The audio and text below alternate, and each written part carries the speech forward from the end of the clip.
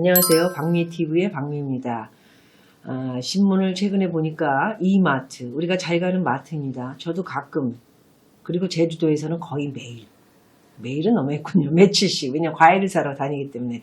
갈 때마다 참 물건이 싸다. 이렇게 생각은 했었는데, 작년 4조 5천억이라는 매출을 올리고도 적자 300억을 냈다고 하는군요. 이게 무슨 말일까요?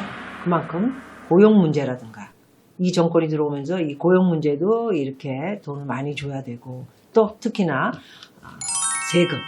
세금도 얼마나 많이 걷어갑니까? 거기다가 이제 그 경쟁이 많아지다 보니까 그 가격에도 조정이 들어가면서 뭐 가기만 하면 전부 하나 더하기 하나 주고, 막 언제 이거 팔아서 언제 세금 내고 월급 주고 또 빌리는 렌트 값 주고. 저도 비즈니스를 해보지 않았습니까? 그걸로 다 망하더라고요. 그리고 물건값도 줘야 되고, 이 네 가지가, 이걸 다 돈을 다 페이하고 나면은 그 다음에 이제 주인이 남는 건데, 정말 고통스럽습니다. 네.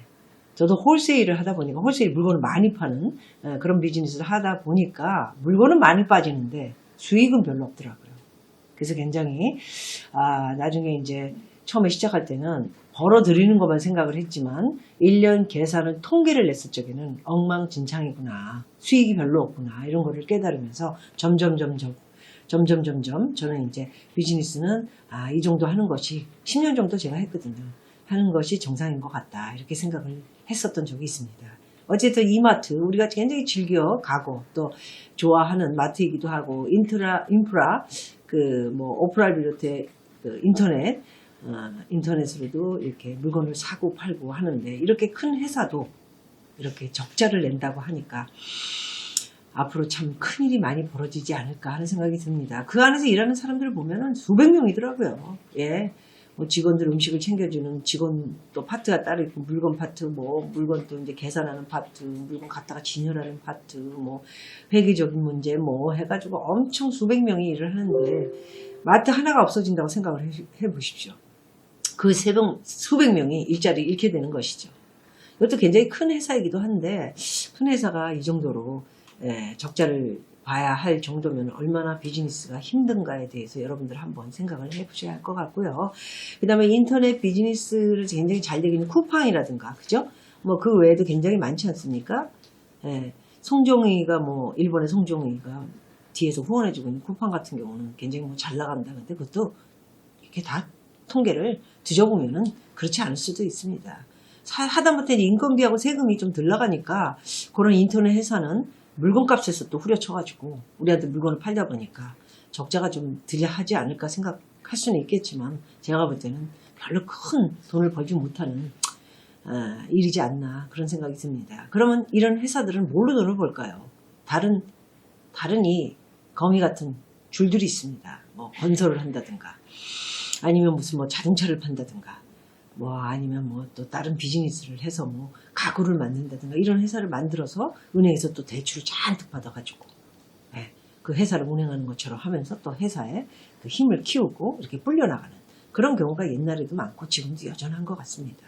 어쨌든 이마트의 적자는 정말 실로 저한테는 충격이었고, 앞으로는 부동산도, 제가 여러분들에게 가장 많은 말씀을 드리고 있는 부동산도 옛날처럼 6%, 5% 수익을 내기가 되게 어렵습니다. 정말 소위 말해서 3%만 남아도 10억 투자해서 300만 원 세금 빼고, 도와주시는 분들 월급 빼고, 그 다음에 대출이자 빼고, 대출이자까지 빼고도 3%가 남는다면 그것처럼 정말 좋은 소득이 없죠. 별로 신경 안 써도 부동산은 저절로 수익을 얻기 때문에, 저는 굉장히 부동산이 그런 거에 편안한 일로는 사람들에게 좋은 가치를 주지 않나, 그런 생각을 계속해서 하고 있습니다, 사실은. 그런데 이런 사업을 하게 되면은 사람과 사람을 월급을 줘야 되고 고용을 해야 되고, 그 고용한 사람도 또 책임을 져야 되고, 또 나중에 무슨 일이 있으면 법정 소송을 가야 되고, 또 그 사람을 위로함으로써 또 신경전을 벌여야 되고. 이 세상에 제일 힘든 게 사람과 이루어져서 사람과 살아가는 거.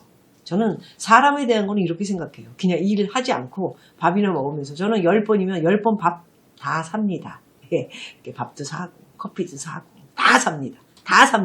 다 삽니다. 네. 이렇게 사고 이러면서 이렇게 웃고 즐거운 얘기하고 제가 도울 일이 있으면 이렇게 그냥 간단한 일이라든가 봉사 같은 일이라든가 이런 거는 도울 수 있으면 돕고 이렇게 좀 일이 아닌 그냥 재밌는 일, 인터레스팅한 일로 이렇게 만나서 지나면 참 즐겁지 않나 그런 생각을 요즘은 자주 하게 되네요. 그만큼 나이가 들었다 이런 생각을 갖게 됩니다. 그런데 최근에 또 기사를 보니까 BJ 핵지에게 해가지고 돈을 무슨 풍선이라 그러나 전 잘 몰라요. 그런 걸 안 봐서 풍선을 12억을 썼다고 하네요. 이런 그래서 기사를 보니까 이 얘기로는 내 민주주의에서 내 맘이다. 내가 주고 싶어서 준데 네가 뭐냐. 충분히 그럴 수 있죠. 자기 돈 자기가 12억 쏘는데 뭐라 그럴 사람이 누가 있어요. 그렇지만 가만히 생각해보면 저는 그냥 한마디로 놈 아닌가 그런 생각을 가졌습니다.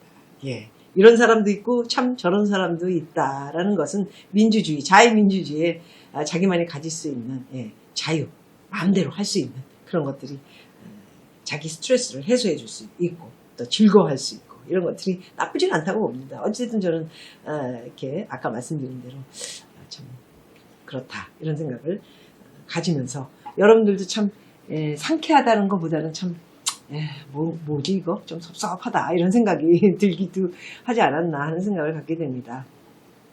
또 한마디 여러분들에게 좋지 않은 세계 경제 금융위기 이후 최대의 위기가 올 것이다 라고 이런 얘기를 한 로런스 서머스 전 미국 재무장관입니다. 세계 경제가 글로벌 금융위기 이후 세계 금융위기가 언제 왔죠 여러분?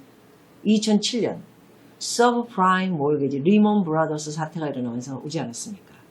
그때 이후보다도 더 최대의 위기가 오고 있다라고 경고를 했습니다. 11일 날이니까 미국 경제 전문 매체 CNBC에 따르면 이날 골드만삭스는 올해 4분기 미국 국내 총생산 GDP 성장률이죠. 전망치를 종전 2.0%에서 1.8로 하향 조정을 했네요. 그리고 이제 글로벌 투자은행 골드만삭스는 미국과 중국 간 무역 전쟁이 지금 일어나지 않았습니까? 내년 미국 대통령 선거 전까지 트럼프 대통령 선거 전까지 타결되기는 어려울 것이다. 왜냐하면 지가 이 무역 전쟁을 일으킴으로써 또 인기를 얻고 무역의 문제로 해서 많은 그 노동자들이나 이런 손해를 본 미국 사람들의 그 길을 이렇게 올려준다 이래가지고 이런 일을 이제 저지르기 시작한 게 트럼프지 않습니까? 그래서 무역전쟁 이거는 내년 대선까지는 해결하기가 어렵다 이런 얘기를 했고 이 같은 분위기를 반영해 골드만삭스는 미국 경제 성장률 전망치를 0.2% 낮췄다고 하네요. 굉장히 안 좋은 소식들이 계속 이어져 가고 있습니다. 어쨌든 그 트럼프는 다음 달부터 9월 1일이 되겠네요. 다음 달부터는 3천억 달러 규모의 중국산 수입품 10% 관세를 부과하고요. 중국을 압박하면서 미중 갈등은 계속해서 악화될 것 같습니다. 중국이 추가 관세에 대한 보호복 조치로 미국산 농산물 구매를 중단한다고 밝혔네요. 어쨌든 그 위안화 환율이 심리적으로 지지선이 무너질 뻔했는데 요거를 이렇게 딱 잡아 돌리면서 이렇게 조작을 하다가 미국이 중국을 환율도 조작국으로 지정을 했네요. 여러분들 뭐 이미 제가 유튜브를 통해서 여러분들에게 말씀을 드렸던 것처럼 또 전직 미국 재무부 장관 서머스 이분은 미중 무역 전쟁의 후폭풍에 대해서 앞으로 경고를 하면서 CNN 방송에서 파리드 자카리아 GPS에 출연해 가학 피학적이고 바보 같다. 세계 경제가 글로벌 금융위기 이후 최대 위기에 처했다. 뭐 이런 내용을 영어로 가학적 피학적 그리고 바보 같다. 이런 식으로 영어로 뜻풀이를 하면 세계 경제는 이제 글로벌 금융위기 이후 최대 위기가 오고 있다라고 경고를 했다고 합니다. 사실 중국이라는 나라는 제가 예상하는 것으로는 20년 후에는 망하지 않을까 합니다. 그런데 이제 20년 후에 쫄딱 망하기 전에 원래 그런 게 있지 않습니까? 경고등이 켜지면서 일일이 이제 뭐가 무너지고 부서지고 깨지고 구덩이에 빠지고 이게 이제 지금부터 시작된다고 볼 수 있는데, 중개한다라는 서류 조작, 그 다음에 통계 조작, 이게 다 공산당에서 하는 일이지 않습니까? 그런 것들이 지금은 빳빳하게 이렇게 정확하게 뭐가 있는 거냐 세계에서 이렇게 들여다봤는데 알고 보니 그게 아닌 거예요. 서류 조작하고 통계 조작으로 이것을 만들다 보니까 전부 거짓말이었던 것이죠. 그러다 보니까 당연히 중국의 모든 것들은 회계 문제라든가 일일이 하나하나 체크해 보니까 이게 다 조작이었던 거죠. 그래서 미국이 또 환율 조작국으로 또 지정도 했고, 시진핑이가 꿈꿨던 게 있었죠. 불과 뭐 한 5, 6년 전만 해도 중국몽, 이것이 이제 끝나는 것 같습니다.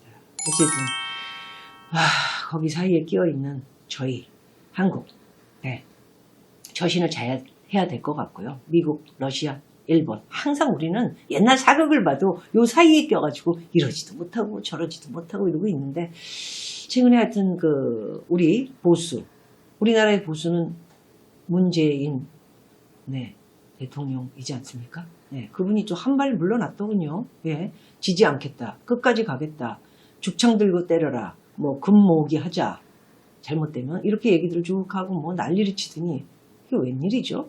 갑자기 며칠 전에는 우리가 정적을 서서히 믿더라도 그렇게 대하지 말자, 말 바꾸기는 참 잘하시는 것 같아. 어찌됐든 지금이라도 우리가 깨우치고 우리가 같이 살아가는 방법을 정부에서 찾아주시면, 이렇게까지 주식이 폭락하고 달러가 폭등하고 아이고 야단 났어요, 야단 났어, 되게 겁났나 봅니다. 아직 1900선, 이게 오늘 뭐 나갈 것 같지는 않은데 뭐 1이틀 있다 나간다 하더라도 1900선이 무너지지 않고 일단 붙들고는 있습니다. 예, 누군가가 붙들고 있는지는 여러분이 아시잖아요. 기관하고 저희들의 연기금 이런 걸로 이제 붙들고는 있어서 이렇게 이루어지고 있고, 달러는 이미 폭등이 됐기 때문에 제가 볼 때는 이제 1200원이 됐다 이렇게 계산하시고 여러분들이 달러를 접해야 된다 이미 말씀을 드렸습니다. 어쨌든 일본하고의 문제도 좀 해결책이 완벽하게 되지는 않았지만, 중간 사이에 미국과 일본과 중국 이 사이에 껴서 중국이 어차피 폭망한다면 우리한테 얻을 거는 뭐가 있나요? 그것도 한번 골똘히 생각을 지금 이 정부가 이제 좀 하는 것 같습니다. 어쨌든 다른 건 다 무시하시고 우리나라, 우리 국민들이 잘 먹고 잘 살 수 있도록 제발 그것만 지켜주십시오. 뭘 지키냐? 우리가 잘 먹고 살 수 있도록 어떤 방법을 쓰든, 아베의 방법을 쓰든 시진핑의 방법을 쓰든 트럼프의 방법을 쓰든 그 나라의 국민 하나만 보시고 앞으로 쭉 나아가 주십시오.